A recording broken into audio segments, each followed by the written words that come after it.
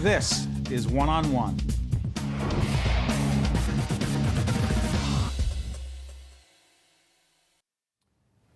John Scala is Planetarium Director and Science Teacher at Lenape Valley Regional High School. He's been there for 27 great years. How you doing? I'm doing very well. Thank you for asking, and thank you for having me. You love it there.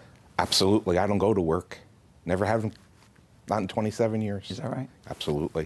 This is part of our Classroom Closeup partnership with the NJEA.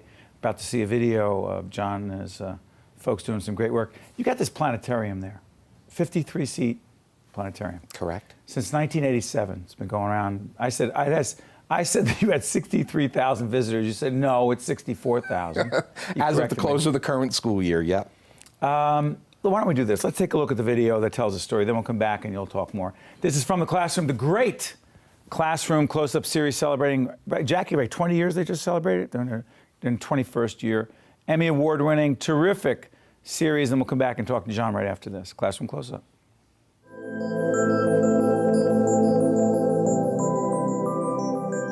When you're outside with your mom and dad, when you're outside by yourself, when you're outside and it's the nighttime, there's a lot of cool things you can see. You don't need a rocket ship.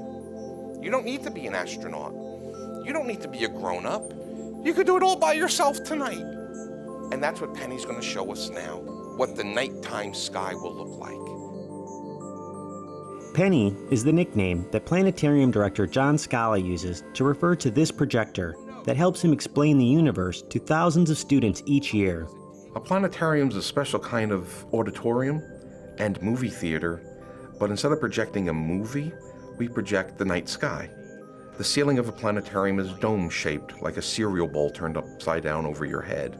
What we do is project the stars, the planets, and other space-related items. And with other projectors, we can put spaceships or rockets or comets or other space-related phenomenon on the ceiling. You would probably expect to find a planetarium in a large city, like the Hayden Planetarium in New York or the Adler Planetarium in Chicago, but this one happens to be located inside Lenape Valley Regional High School. I've never been in the planetarium before this year, but when I learned that we had the class in the planetarium, it really excited me because just to have that in the school, it sets us apart from other schools. My day's made brighter when I have the kindergartners or the first graders or the elementary school kids. When the sunshine flies across outer space and smacks into noseland. Daytime or nighttime? Daytime. Right! But what about over here in ponytail land? The banter, the back and forth, the question and answer, the misconceptions, the oohs and the ahs. It just makes my whole day. The Earth does this too. Between teaching, using the planetarium, and using my passion day in and day out, I can pretty honestly say I've never had to go to work a day in my life. It's always been fun.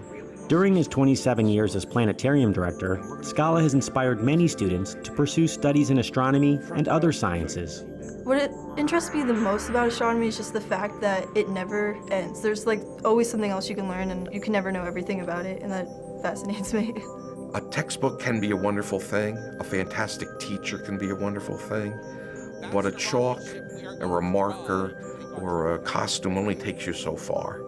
When I can put the universe literally within reach of their fingers, just by lifting their head and they can see what we're talking about and discussing, it just reaches out and grabs that imagination that sometimes older kids don't want to admit that they have, but it's been lying there just waiting to be found, and I'm fortunate enough to be able to do that.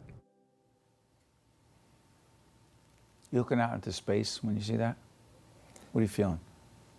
I'm feeling so good right now. Why? Students I've had who just graduated that I'm going to miss. Another generation of learners who are coming through. My legacy is going to be when those kids look up at the night sky in the future and say, I remember Orion, or I remember the Big Dipper, or I don't remember that fella's name, but he showed me that that's planet Mars or that's planet Jupiter, and that'll get passed on. It's not very practical, but it's here, and that's what's important to me. Is it personal to you? Yes, very much so. Someone says it's a job, it's a profession, you say? Helping kids to learn, obviously, is part of going to school, obviously. Teaching them how to learn is even more important. They may not necessarily remember the lesson, but they'll remember how to learn the material. Because somewhere along the line, they're going to have to learn how to do this, how to do that, whatever it is, wherever they go. Now, if they can remember some of the astronomy along the way, I'd be more than thrilled. I think any teacher would. When did you know it would be science and teaching for you? Teaching science. Not too many people believe this, but it was at age 10. I got my first telescope. It sounds very cliche, but my folks brought a telescope from a cousin who had no longer had any use for it, brought it home. And Mom and I would always sit out in the summer for the Perseid meteor shower. If there was something going on, Dad or someone would wake me up early, would look out the window. And I went to college knowing from my first step onto the campus that astronomy is what it was going to be. How do you not get bored? I'm asked that quite often, and I kind of compare it to a Broadway actor. You know, that person hits that Broadway stage and they're saying the same line over and over again for 500 performances. But every time a student walks into the planetarium, that's that child's first experience. They don't care that it's my 1000th. That's what Nathan Lane says, you know. I didn't. When he was doing the Matthew Broderick, what is it, guys? Help me. Oh, my Broadway. When he was doing the producers, they said, how do you not get bored? He said, what are you kidding me? It's the first time that husband and wife came in from Nebraska. Absolutely. It's not their first time. I mean, it's their first time, right? So for me, I've got to give them everything I've got. Same thing? That's exactly it. Exactly.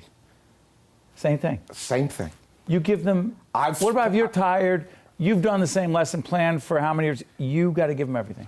There's a sense of showmanship that goes on. It's not the social studies teacher, it's not the math teacher, it's not the foreign language teacher. There's a show being presented. Each lesson is a performance more than it is a lesson. Someone says science boring, you say? Oh, no way. No way. If I can't get a kid interested in something during my class, whether it's through the inflection of a voice, doing a Yoda impersonation, showing them something that's going on, getting a laugh or a giggle, thank you very much. I mean, that kid's just not reachable. Were you born to do this? I believe so. I've been told by several superintendents that I missed my calling because I'm pretty good with the little ones. But no, my calling is I can reach the little ones as much as I can reach the senior citizens. You've reached a lot of people, and you've reached a lot of people with us, John, and I cannot thank you enough. And you're a great educator and a great person. Thank you very much. You're my pleasure. Thank you very much. That was great. One-on-One with Steve Adubato has been a production of the Caucus Educational Corporation, celebrating over 25 years of broadcast excellence. Funding for this edition of One-on-One with Steve Adubato has been provided by the New Jersey Education Association, Celgene Corporation, Wells Fargo Foundation, Barnabas Health, Health Republic, Insurance of New Jersey, New Jersey Sharing Network, and by PSE&G, committed to improving New Jersey's economy and strengthening its communities. Promotional support provided by The Record, North Jersey's trusted source, and NorthJersey.com, and by the New Jersey Business and Industry Association and its monthly magazine, New Jersey Business. Transportation provided by Airbrook Limousine, serving the metropolitan New York, New Jersey area.